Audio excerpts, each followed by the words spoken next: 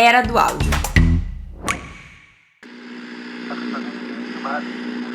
O marketing de conteúdo, ou content marketing, ele vem no casamento do marketing com o conteúdo. Então eu acho que o profissional de comunicação precisa estar bem aberto sempre a essa ideia de olhar um pouco para o mundo dos negócios e ver como é que a habilidade dele de comunicação se encaixa ali.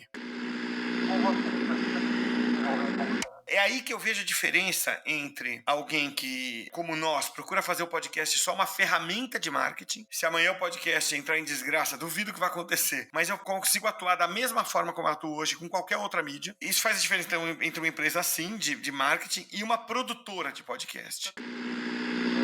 Que eu brinquei, falei, podcast é igual patinete, cara. Você quando compra, você fica todo feliz, tal. Putz, que maravilha, tem um patinete. Usa 3, 4 vezes e joga num canto. Nunca mais usa. Eu sou a Ananda Garcia e nesse podcast vou conversar e aprender com os profissionais que fazem os sons e os conteúdos que a gente ama ouvir. E se você também é dessa tribo, cola aqui e ative os seus ouvidos, porque você está na Era do Áudio.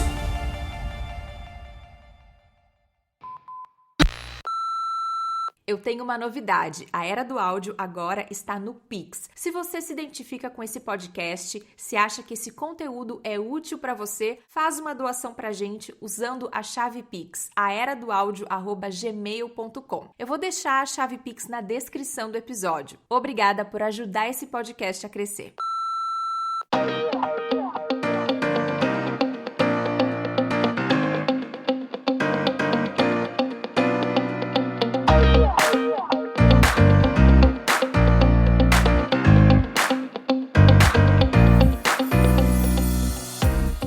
E hoje eu converso com um dos maiores especialistas em marketing de conteúdo do Brasil. Ele é o fundador da Tracto, trabalha com marcas brasileiras e internacionais e é o único brasileiro a compor o júri do Content Marketing Awards, que é o principal prêmio do mundo nessa categoria, entre outras comendas e outras coisas muito legais da biografia dele. Recentemente também ele lançou o seu segundo livro, o Content Marketing Masterclass. O meu convidado também é podcaster, eu já dei entrevista para ele, ok? Com licença, me respeite. E eu tô falando do Cássio Politi. Muito bem-vindo, Cássio. Obrigada. Eu fico super honrada de estar aqui comigo conversando. Oi, Ananda. Tudo bem? É uma alegria sempre falar com você. Gostoso bater esse papo. Adoro te reencontrar sempre que a gente pode. É sempre muito bom. Obrigado pelo convite. Imagina, muito obrigado. Eu é que fico honrado. Ah, que isso. Muita rasgação de seda aqui já começando. Mas é bom. Cássio, passei trabalho assim pra escrever a tua apresentação, porque tu já fez uma porrada de coisas, né? E tu começou como jornalista, né? Depois migrou pro marketing de conteúdo, que é um caminho que hoje a gente vê muitos colegas fazendo, né? Sim. Mas na época que tu fez essa transição, eu imagino, né, que tu foi um dos pioneiros, tu e outros colegas. Então, eu queria que tu contasse como foi essa descoberta, né, desse novo campo de trabalho e essa transição pro content marketing. Legal, Ananda. Eu acho que assim, a gente, quando faz alguma atividade de comunicação, eu acho importante que a gente desenvolve essa visão sobre comunicação, né, como ferramenta. Comigo, e acho que com muita gente, o que acontece é que você primeiro descobre o marketing e depois o casamento do marketing com o conteúdo. Pelo menos pra mim foi assim. Então, eu era repórter lá atrás de jornal, rádio, tudo, isso faz 20 anos. E eu tinha vontade de fazer coisas, negócios. A gente criou uma empresa de cursos que acabou sendo até vendida pro Comunix. Por muito tempo ficou no Comunix, que é um portal que teve muito peso em certo momento da história ali. Hoje continua firme e forte, mas ele foi realmente, teve muito peso. E ali eu fui fazer marketing, né? Fui fazer MBA de marketing, tudo. O marketing de conteúdo, ou content marketing, ele vem no casamento do marketing com o conteúdo. Então eu acho que o profissional de comunicação precisa estar bem aberto sempre a essa ideia de olhar um pouco para o mundo dos negócios e ver como é que a habilidade dele de comunicação se encaixa ali. Sim, interessante isso que tu comentou. Eu fiz jornalismo, depois fui fazer uma pós em marketing. Mesmo caminho, né?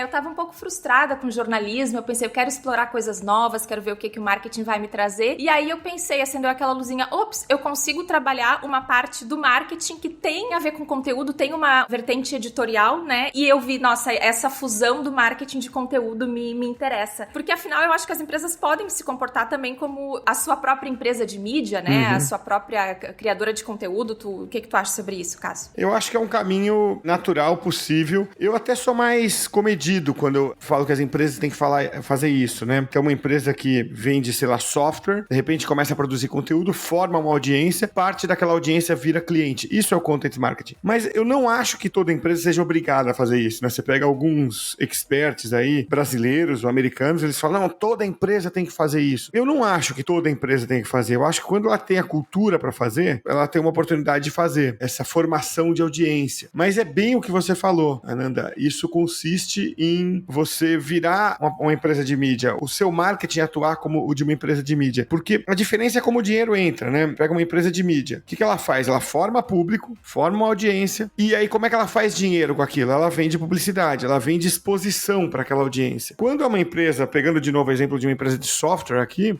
o raciocínio é o mesmo. Você forma um público, você forma ali uma turma que quer ouvir o que você tem a falar, só que a diferença é que você não vende publicidade, você vende o teu próprio serviço, o teu próprio produto para esse público. Então a diferença é só como o dinheiro entra, mas nem todas precisam fazer isso. Existem outras formas de você marketear o seu produto ou serviço por aí. Tu achas assim que existe talvez uma pressão para que as empresas criem conteúdo, estejam em todas as mídias sociais ou meios de conteúdo possível e o tiro acaba saindo pela culatra, assim, da empresa realmente não conseguir entregar um conteúdo de qualidade? Pode ter esse efeito reverso, assim? Eu acho que é o que mais tem, Ananda. E por quê? Por falta de estratégia, né? Quase sempre quando isso acontece é porque as empresas pensam primeiro no canal e depois no benefício. Eu acho que o caminho certo é o seguinte: eu quero ter mais clientes, ou eu quero aumentar meu brand awareness, eu quero alguma coisa. E eu vou usar o conteúdo como uma ferramenta, né? Esse é o jeito certo, o jeito bom de você pensar em content marketing, né? O jeito ruim e infelizmente mais comum é quando você começa assim, eu quero ter um canal no YouTube, ou eu quero ter um podcast. Eu não sei nem por que eu quero, mas eu acho isso sexy, entendeu? Eu tô vendo os outros fazendo, então eu quero fazer também. Esse não é um jeito legal. Pode até dar certo depois que você vai corrigindo a rota e chega lá, mas eu acho que é um caminho meio torto para seguir. E falando em conteúdo, um tipo, né, de conteúdo que tá muito em voga, né, é o podcast, né? Inclusive tu apresenta o Takeaways, entre outros, né, podcasts que tu apresenta e produz. Eu vi ali que tu já fez mais de 600 podcasts, é isso mesmo, Cássio? Eu preciso atualizar, eu acho que deu 800 já. Meu Deus!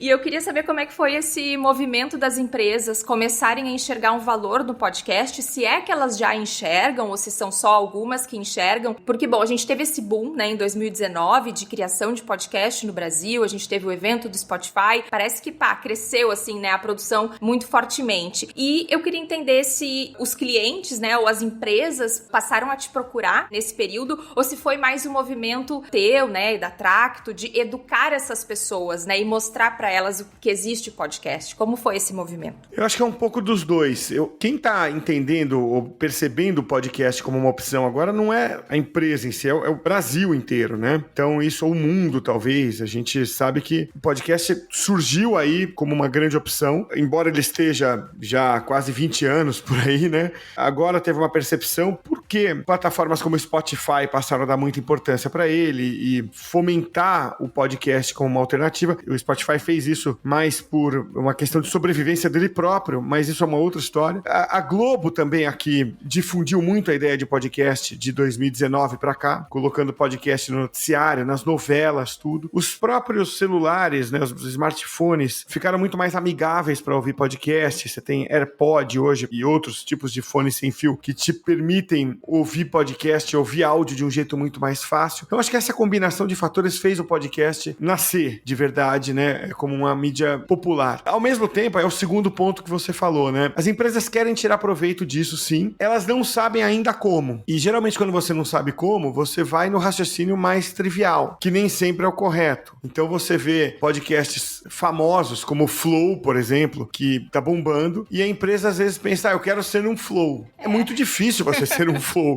Mesmo que você seja um influenciador conhecido no Instagram, no YouTube, também é difícil ser um Flow, né? Porque tem espaço para pouca gente. Então, eu acho que a medida certa para as empresas seria pensar, de novo, no que ela quer com o podcast e pensar em nicho. Eu não vou falar para muita gente, eu vou falar para um público aqui bem específico, mas a relação que eu vou criar com esse público é mais intensa. O podcast cria uma relação mais intensa. Quem tá ouvindo a gente agora já tá meio íntimo da gente aqui, depois de 10, 12 minutos de conversa, já começa a ficar meio íntimo. Então é esse o efeito do podcast, né? Quando feito por empresas, tem que ser focado para nichos, públicos bem específicos, assim como o conteúdo da empresa como um todo. Só algumas ressalvas, assim, cuidado com essa coisa do funil. O podcast não vai servir para o funil. Você não tem como falar assim, ó, clique aqui agora. Clique aqui aonde, né? Porque as pessoas ouvem podcast com as mãos ocupadas. Então ele é muito mais uma imersão, um trabalho de relacionamento com o público do que call to action ou qualquer outra coisa que as pessoas estão acostumadas a fazer em outras mídias. Então, eu queria tocar nesse ponto. Eu acredito que ele possa, né, ser usado sem dúvida como uma ferramenta de marketing de conteúdo, mas eu imagino que quando a empresa já tem aquela mentalidade do funil e os novos leads e não sei o quê, seja preciso ter um momento assim de alinhar expectativas, gerenciar as expectativas, né, muitas vezes do cliente, né, do criador de conteúdo, né, para quem tu tá criando ou co-criando o podcast, não sei. Existe esse momento, Cássio, assim, que tu tem que ter assim um papo reto com o cliente, tipo, vamos alinhar as expectativas, ou eles já entendem que é um processo mais lento, que sim, aqueles ouvintes podem virar clientes, mas não é assim, pá, clicou, vai receber o e-mail, tá no funil de vendas, converteu depois de amanhã, né? Isso não é assim. Como é que é? Existe um momento, e eu acho que o momento tem que ser o momento número 1. Mas as pessoas no marketing das empresas estão antenadas, sabe? Elas, especialmente ali cargo de gerência para cima, eles estão tomando decisão todos os dias, né? Então, não são pessoas que a gente precisa convencer do óbvio, não. Assim, a minha experiência, pelo menos, a gente hoje faz podcast para 11 empresas, né? Nenhuma delas eu tive que chegar e falar, olha, calma que podcast não é para funil. Eles têm funil, né? Mas eles entendem o podcast como esse princípio. Eu vou formar um público ali ou eu vou me aproximar do meu público ali. E eles usam para diferentes finalidades de marketing. Às vezes é para falar com quem já é da base, às vezes é para integrar podcast com newsletter, com rede social e fazer ali um relacionamento, uma teia de canais, né? E eles se conversam entre si.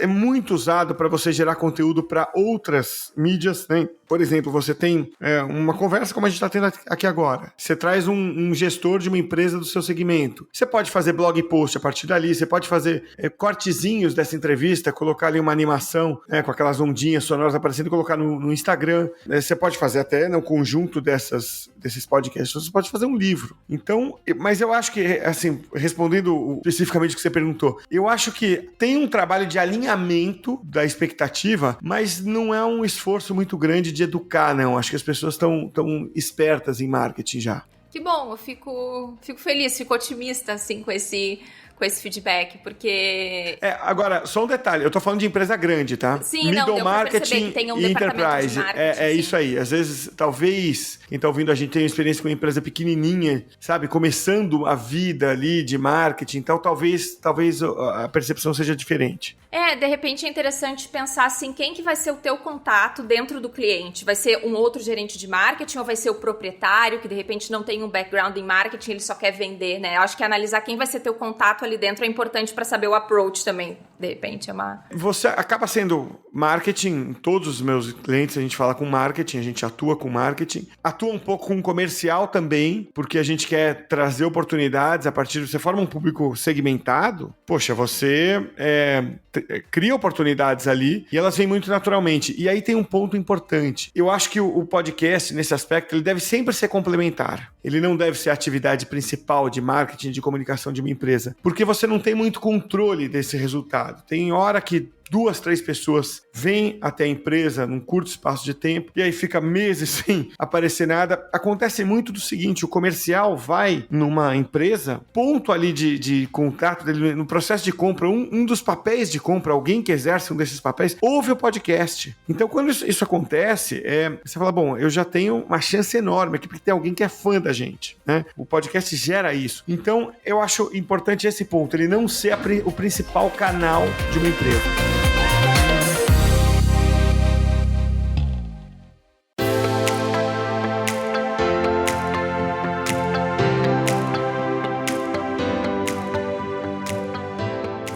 A gente citou antes, né, a questão das entrevistas, Cássio, e isso é uma maneira muito interessante, né, para empresas e também para os... Eu acho que principalmente os profissionais autônomos que estão fazendo podcasts nas suas áreas, isso gera muito relacionamento, né? Eu acho que um podcast de entrevista para quem quer ampliar networking é uma aposta boa, né? O que tu acha? Eu acho que Eu acho que você tem que ter postura para convidar e até um bom português, né, Nanda? Assim, porque você tem que captar a atenção ali. Tá cada vez mais difícil você chegar, sei lá, via redes sociais, via e-mail, via LinkedIn nesses caras. A gente, na Tracto, você falou aí, quase 800 podcasts. Sim. Eu diria que uns mais de 500 são de entrevistas, né? E no meu caso, isso nasceu porque como eu contei no começo, eu fui empreender, fui fazer curso e eu atendi com a minha empresa 30 mil alunos em pouco mais de 10 anos e eu pessoalmente dei aula para 5 mil. Então eu comecei a perceber que essas pessoas que eu dei aula 6, 7, 10 anos atrás estão em agências, estão em empresas hoje, né? E aí, precisava falar com alguém numa determinada empresa de middle marketing ali. Vou olhar no meu LinkedIn, conheço alguém lá que me dá a ponte. Então essa coisa de um conectar o outro funciona muito bem, né? Então a gente hoje já conseguiu chegar nesse esquema num relacionamento muito intenso com CMOs. Então, para você ter uma ideia, eu fui convidado depois a criar um MBA com a Exame, né, com a revista Exame, que é muito forte no Brasil. Pertence hoje a um banco, né, o BTG. Acho que foram 2 ativos que levaram a um casamento muito legal com a Exame. Um é o próprio livro. O livro também é uma ferramenta de relacionamento. E o segundo ativo são esses contatos, né? Quer dizer, então, de cara, convidou para dar aula CMOs de 10 empresas, entendeu? E 10 empresas grandes, inclusive SpaceX, pra você ter uma ideia, né? É uma ferramenta de relacionamento, mas é uma coisa que você tem que fazer realmente de forma artesanal. Eu não acredito no relacionamento em massa, daquele que você sai mandando e-mail para um monte de gente, sai mandando mensagem, as pessoas vão ignorar teu e-mail, vão ignorar tua mensagem em rede social. Eu acho que tem que ser uma coisa realmente construída, fomentar essa relação, né? Você dar muito mais na relação do que receber. Eu acho que essa é a ideia. Sim, a pessoa tem que estar investida, né, mentalmente ali pra nutrir esses relacionamentos e conseguir trazer essas pessoas pro podcast, né? Agora mesmo... Você tem que gostar, né? E assim, agora, enquanto gravo os episódios, né, esse podcast aqui, vocês que estão no futuro já estão ouvindo, mas agora, quando eu estou gravando, ele sequer foi publicado ainda. E eu tô indo, né, atrás das pessoas pra entrevistar, e é um desafio, né? A gente tem que fazer um trabalho de formiguinha, né? Muitas vezes. Eu tô sentindo isso agora, inclusive. É isso aí. E uma coisa que tu fala em um dos episódios do Takeaways, Cássio, que eu achei fantástico, é que tu faz essa comparação do podcast com o patinete. Tu pode falar um pouco sobre isso pra gente? Porque quando eu comecei a ouvir, eu pensei, o que ele vai falar? Aí eu pensei, nossa, faz total sentido. Você sabe que isso nasceu numa reunião com um cliente, que eu brinquei, falei, podcast é igual patinete, cara. Você quando compra, você fica todo feliz e tal, putz, que maravilha, tem um patinete. Usa 3, 4 vezes e joga num canto. Nunca mais usa. Eu li outro dia uma estatística do Brasil que, não vou lembrar exatamente o percentual, mas era uma coisa de 80%, 90% dos podcasts param no 3º episódio. Então, melhor nem começar, porque podcast tem que ser pra vida inteira, tem que ser aquela coisa de você realmente usar por muito tempo, porque o resultado demora a aparecer. Essa é a comparação com o patinete, né? Cuidado com aquela empolgação inicial, você tem que projetar pra olhar e falar assim, daqui a 1 ano, 2 anos, esse podcast vai existir ainda. E ele dá trabalho, tá? Você sabe bem disso, Ananda, não é simplesmente liga aí, grava e tá pronto. Isso que a gente tá fazendo aqui agora é uma parte do trabalho, uma parte importante, sem dúvida, toma tempo, mas tem muito mais, né? Antes e depois disso, né? Então, eu acho que também ser honesto com você e responder, daqui a 3 anos esse podcast vai continuar existindo com a frequência que eu quero que ele exista? A resposta tem que ser sim, senão não faz podcast. Essa questão da consistência, né, e tentar entregar dentro da periodicidade, entre aspas, prometida, às vezes parece até papo de coach, tem que ser consistente, tem que não sei o quê, mas não, é verdade, nossa, é muito real. Esse comprometimento é extremamente importante. Eu vejo no meu outro podcast, que é o Caravela Brasileira, a gente começou a ver, assim, um crescimento bacana, um resultado depois de 1 ano e meio, depois de, sei lá, 1 ano e alguns meses, aí, parece que a coisa deu uma engrenada, sabe? Mas é bem lento, né? Precisa de dedicação. E tu chama as empresas também nesse momento pra conversar, Cássio, tipo assim, se é pra começar, não vamos fazer menos do que tantos episódios, vamos Sim. se comprometer em no mínimo tantos. Existe esse momento ou tu deixa assim, deixa fluir assim? Como é que é? Não, tem essa opção de fazer 10 e terminar. Nunca me pediram, eu não sei também se um cliente pede, pode ser. Às vezes fazem contrato de teste, ok? Olha que curioso, o que você tá perguntando é muito interessante, é muito pergunta de quem tá no mercado. Sim. Porque outro dia a gente começou uma relação, na verdade a gente tá começando um podcast com uma empresa, e eles falaram, olha, a gente costuma fazer um contrato de experiência, vamos fazer 3 meses? Aí eu dei uma negociada e falei, 3 meses é pouco para um podcast, é 1 por semana, vai dar 12 episódios, você não vai dar tempo de te sentir. E aí ela concordou em fazer em 6 meses. Não que eu queira arrancar mais dinheiro no ano da empresa, não tem nada a ver com isso, entendeu? Porque se o projeto não dá certo, o cliente vai lá e cancela ou assume ele próprio e te tira da jogada, né? Sim. Mas é mais por isso, assim, pelo que você tava falando, não adianta fazer 10 episódios, entendeu? Pra sentir, tem que dar mais tempo ao tempo, né? Então, nesse caso, a gente pediu no mínimo 6 meses, né? Pra coisa começar a amadurecer. E ainda assim, eu acho 6 meses pouco. Em geral, os nossos contratos são anuais, renovados automaticamente, mas que permitem que você quebre o contrato com 1 mês de aviso prévio. Não quero prender nenhum cliente por contrato, quero prender por entrega de valor, né? E, assim, quem tá contigo há mais tempo, tá há quanto tempo, assim? Tu tem conseguido manter, digamos, por quantos anos, assim, um cliente de podcast, se é que é algo que tu pode, né, compartilhar? Posso. Mais antigo começou em 2017, porque podcast em si não é muito antigo, né? Sim, A Tracto existe há 10 anos. A gente entrou nessa produção profissional de podcast em 2017. E é o Comunique-se, né? A gente tem quase 400 episódios gravados no Comunique-se. A gente passa de 400 agora no segundo semestre. Há bastante tempo com a gente tem o Itaú também, só que é uma frequência menor. A Sodexo tá, acho que desde 2019, e era um projeto de podcast interno, comunicação interna, né? De RP interno. Agora ele vai virar um podcast aberto ao público, mais ou menos com a mesma linha editorial, porque funcionou internamente. Então, agora, os outros todos, Ananda, por conta do que a gente falou, né, do podcast ser muito recente, eles vieram aí, são filhos da pandemia, sabe? Então, são, sei lá, 1 ano e meio pra cá. Entendi. Nossa, mas desde 2017, tipo, estão mantendo uma consistência. Bom isso, fico feliz em ouvir. E sabe por quê, né? É curioso, porque eles interferem pouco no processo, a gente depende pouco do cliente. Bom saber, interessante. Essa é uma boa dica também. É uma boa dica, porque quando o cliente se envolve muito no processo... Ele atrasa o processo, essa é a verdade.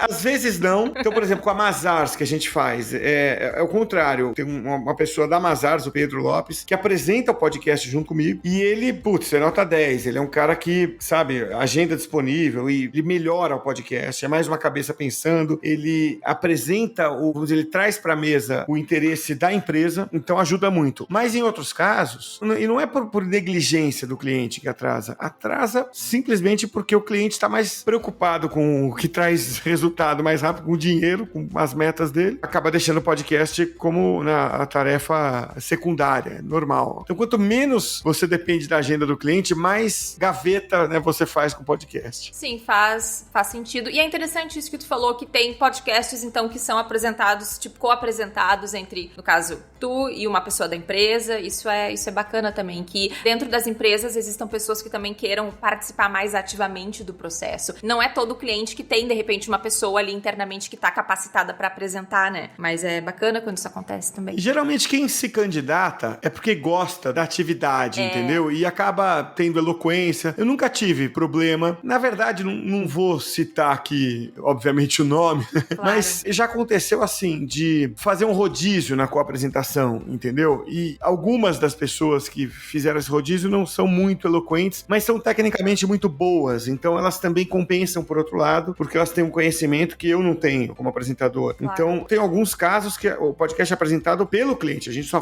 fica nos bastidores ali, gravando, editando, ajudando na linha editorial. Então, é uma decisão que eu acho que você tem que deixar pro cliente. Quem apresenta isso, tá? Sim.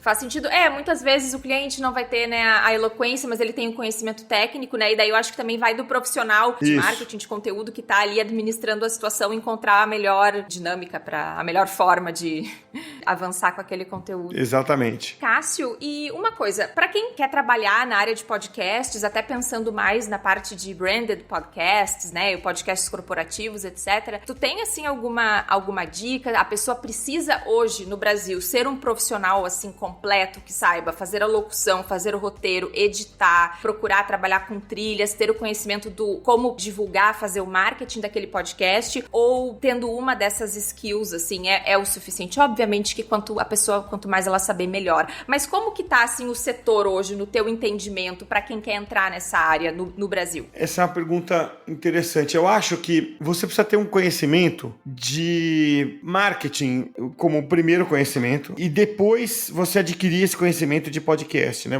Coisa que você não conhece, você pode terceirizar. Existem produtoras por aí. Mas onde eu quero chegar? As empresas, elas, num primeiro momento, se encantam com a parte estética da coisa, né? Só que isso dura pouco. Depois, a conversa é muito mais editorial, assim, né? Pô, tenho às vezes, assim, conversas sérias, entendeu? Assim, olha, que aquele cara disse no podcast, pô, não foi bom, entendeu? O nível daquele entrevistado que a gente trouxe não tava legal. Eu acho muito bom a empresa falar disso, e essa vai ser a conversa a maior parte do tempo. Então, eu acho que a parte técnica do podcast, você ou domina por persistência em aprender aquilo, ou terceiriza, né? A parte editorial tem que vir com você, isso é difícil desenvolver em pouco tempo. É aí que eu vejo a diferença entre alguém que, como nós, procura fazer o podcast só uma ferramenta de marketing. Se amanhã o podcast entrar em desgraça, duvido que vai acontecer, mas eu consigo atuar da mesma forma como eu atuo hoje com qualquer outra mídia. Isso faz a diferença entre uma empresa assim, de marketing, e uma produtora de podcast. Total. Eu acho que a produtora, eu não gostaria de me posicionar como uma produtora de podcast, porque o produtor, pra mim, me faz lembrar o produtor do evento, entendeu? Não, uma coisa mais no nível muito operacional, tu quer dizer, assim. Exato. Pensa num evento, né, Ananda? Você pega uma pessoa em cima de um palco, tudo iluminado, bonito, a estética e tal. O que tem mais valor pra quem tá assistindo? É a qualidade do palestrante que tá lá em cima, ou é o entorno dele? É claro que é a primeira opção, é a qualidade do conteúdo que ele traz. Não que o entorno não seja importante, ele é. Mas é um conhecimento que muita gente tem, então ele acaba sendo mais barato. Você acaba sendo o operário da coisa, né? Então, o melhor dos mundos é você dominar os dois, a estratégia e a operação, sabendo qual o peso de cada um. Muito interessante esse insight, faz pensar, sem dúvida, né? Tem a questão da produção, ela remete a algo mais técnico e operacional, né? A estratégia já tá num outro nível e o profissional que atua nessa área, como tu falou, ele pode replicar isso em outras mídias, né? Então, é uma estratégia também de carreira a longo prazo, né? Trabalhar com um nível mais estratégico do conteúdo, etc. É isso aí. Muito bom.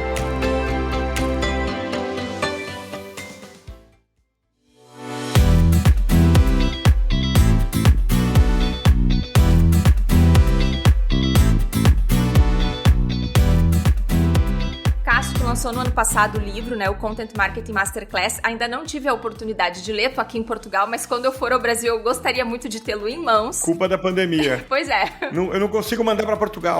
Eu ouço falar de histórias de pessoas que realmente não estão conseguindo mandar porque os correios não aceitam, mas enfim. Não aceitam. Não, eu fui lá mandar e não aceita. Mas eu queria que tu falasse um pouco do teu livro, né? Eu já vi tu comentando algumas coisas sobre a diferença do inbound marketing com o content marketing, onde cada um está, né? Eu não sei se essa é uma das coisas que tu aborda no livro, caso tu queira comentar um pouco aqui pra gente. É assim, o livro é uma história curiosa. Ele chama Masterclass porque eu dei muita aula sobre content marketing, especialmente em company, para clientes, né? Mas dei aula também na SPM, no Senac, em outros lugares ali que me convidam. Tem esse MBA com a Exame agora, que vai ter a disciplina de content marketing. Então, um dia eu falei assim, em vez de eu dar uma aula, agora eu vou escrever minhas aulas. Eu vou até gravava algumas, né, pra lembrar, mas eu colecionei ali mais de 500 slides dessas aulas em sequência e virou uma masterclass, né? Se eu quiser dar tudo que eu sei, tá aqui 500 e poucos slides. E aí escrevi o livro. E um dos capítulos é, sim, a relação do content e do inbound, né? O que acontece, Ananda? No Brasil, isso não tá muito claro, né? As pessoas acham que é sinônimo content e inbound. Nos Estados Unidos, eu acho que surgiram duas grandes escolas ali, vamos dizer assim, né? Sim. Content Marketing Institute, que é a que eu sou mais próximo, que é uma coisa de você ser mais fazendeiro, né? Você planta ali ali o conteúdo e os clientes vêm, o público vem, os clientes vêm. E a escola lá de Boston, né, do HubSpot, que é o inbound, né, que é mais caçador, não é tanto fazendeiro, é mais caçador, né? Então você tem uma atividade comercial mais ativa, você se permite até fazer um conteúdo mais vendedor, né? Você pensa muito no conteúdo em estágios do funil, né, e tudo mais. Enquanto o Content Marketing procura fazer um conteúdo mais de formação de público, mais útil, como se fosse realmente uma empresa de mídia. São duas abordagens diferentes e eu diria que complementares, né? As empresas, no passado houve até uma rivalidade, assim, vai numa ou vai na outra, e acho que hoje é uma mais a outra. Então você, quando consegue fazer um conteúdo de alta qualidade e, ao mesmo tempo, colocar as técnicas de inbound para atrair clientes, você tem muito mais chance de ter resultado, né? Um sozinho, content sozinho é muito lento, o inbound sozinho, ele corre o risco de ser muito agressivo. Então eu até conto no livro, uma coisa que às vezes eu mostro nesses treinamentos que de vez em quando eu dou, uma empresa de software que vende sistema financeiro, né, de gestão financeira. Eu me cadastrei, eu criei um e-mail lá alternativo e comecei a me cadastrar nas empresas para ver como é que era isso, né? Então eu me cadastrei para receber um e-book e o e-book nem chegou e já tinha um vendedor me ligando. Nossa. Entendeu? Sim, já passei por coisas assim também. É bem desagradável. Ninguém Acho que gosta, todo mundo já passou. Quer dizer, essa coisa, esse nível de agressividade, eu acho trágico, né? E o argumento de quem faz isso é o seguinte, mas a gente tem ali uma conversão. Uma parte disso dá certo. Eu acabei comprando do concorrente. Então, por quê? Porque eu perdi a confiança. Então, se pega 100 caras como eu, que estavam realmente procurando, querendo comprar. Na verdade, ali eu não estava nem querendo comprar, eu estava começando a pesquisa, mas eu acabei no fim comprando. Ok, um ou dois você fisga, e com os outros 98 ou 99 você queima a sua imagem, né? Então eu acho que a boa relação é content mais inbound, é um conteúdo cuidadoso e um inbound procurando converter. Eu acho que essa é uma relação boa. Tu acha que o content mais inbound dá pra aplicar ao podcast, assim, dentro das suas devidas, né, proporções? Ou, assim, é melhor evitar falar de inbound com um cliente quando tu tá oferecendo pra ele o serviço de fazer podcast? Assim, não aconteceu ainda de eu fazer isso, tá? Mas já conversei com empresas que enxergam o podcast, de repente, como uma das formas de nutrição do lead, né? Que o nutrição é uma palavra típica do inbound. Pode ser, pode funcionar, eu nunca testei, né? É difícil, né, Ananda? A gente que... Os gurus têm resposta pra tudo. Eu, como não sou guru, tomo porrada todo dia, eu procuro ser mais, assim, não cravar verdades, entendeu? Sim. Porque você fica com as suas verdades, amanhã... Não, tá certo. Putz, vem um exemplo do seu dia a dia que mostra que você estava errado, né? Então, assim, eu acho que alguém ainda vai inventar isso, entendeu? Esse jeito de fazer content mais inbound com podcast e se ficar legal, eu até embarco nessa também, entendeu? Mas eu não vi acontecer ainda, tá? Como eu disse, eu acho que o podcast ele ainda ele pode servir muito bem para abastecer outros canais e para formar um público próprio ali, nichado, segmentado, para um relacionamento mais profundo. Eu acho que também quando o podcast evoluir, assim, algumas ferramentas de mensuração, né? Por exemplo, eu já li aí algumas matérias que falavam que, sei lá, tu pode interagir com um podcast ou com um anúncio de podcast, mas pronto, daí já é o anúncio, não é o conteúdo em si. Assim, conforme essas tecnologias evoluírem, quem sabe vai ficar um pouco mais mensurável, porque como tu falou lá no início, no podcast a gente pode colocar, por exemplo, um link na descrição do episódio, mas se a pessoa tá fazendo outras atividades, ela não vai parar na descrição, a menos que ela esteja extremamente interessada pra parar e clicar, né? É complicado por enquanto, mas acho que estamos aí, quem sabe, no caminho. Mas você tocou num ponto importante, a gente não sabe o que a tecnologia vai trazer pra gente. De repente surge alguma coisa que a gente não imagina, geralmente é assim, você não tá imaginando que vai surgir aquela opção, e aí viabiliza, né? Deve ter alguém aí pensando nesse casamento e trabalhando tecnicamente nele. Então, eu caio quase sempre nos meus raciocínios, eu caio naquilo. Cuidado com os gurus. Eles têm resposta pra tudo, eles nunca falharam. Por isso que eu gosto muito mais de conversar com quem tá no mercado, né? Assim, falar, cara, que tipo de tombo você anda tomando aí? Que tipo de porrada você anda tomando, né? Porque até pra saber onde é que eu deixo o meu radar ligado, né? Cássio, muito obrigada por esse papo. Gostei muito, aprendi bastante. Eu acho que vai ser uma conversa muito bacana de ouvir. Eu vou querer, inclusive, ouvir algumas vezes depois. E obrigada mesmo. Quero que tu dê aí as tuas redes, teus arrobas, teus sites, todas as formas para as pessoas te encontrarem. Ananda, eu é que agradeço. Falei no começo, é uma delícia conversar com você. O papo fica leve, flui. Vamos revelar aqui que a gente já teve algumas vezes, ou várias vezes, conversas dessa em particular, né? Já, frequentemente. WhatsApp. Também. Sempre gosto. O site da Tracto é tracto.com.br. Ali tem links para podcasts. Eu vou citar três que eu ando fazendo, vai. O mais antigo é o Podcast-se, né? Então é podcast-se.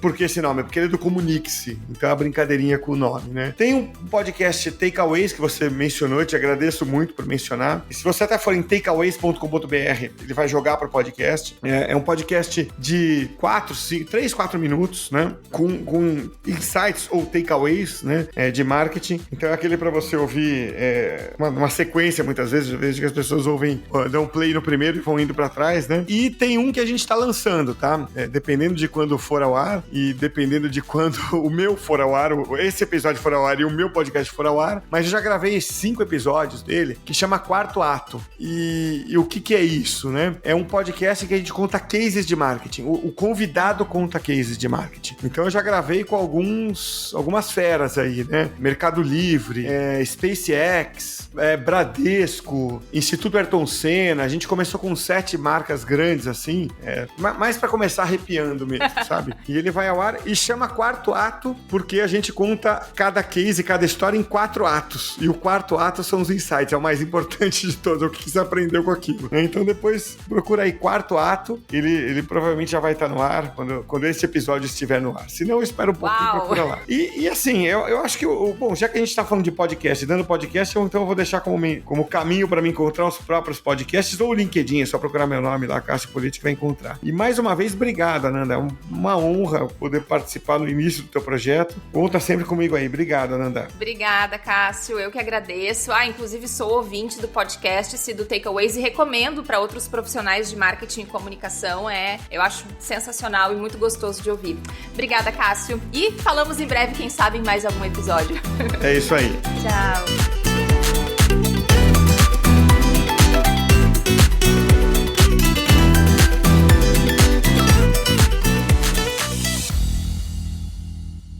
E aí, gostou dessa conversa? Se você quiser trocar uma ideia sobre áudio e comunicação e acompanhar a Era do Áudio nas redes sociais, é só seguir @a Era do Áudio lá no Instagram. E eu tô em todas as redes sociais como @Ananda Garcia. O nosso e-mail e Pix é aeradoaudio@gmail.com. Até o próximo episódio. Tchau!